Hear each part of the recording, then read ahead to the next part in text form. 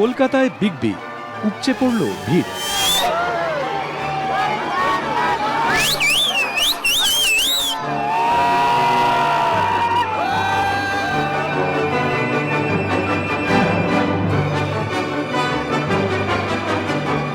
তিনের শুটিংয়ে শহরে তিন মহারথী, অমিতাভ বচ্চন, নওয়াজুদ্দিন সিদ্দিকী, বিদ্যা বালান।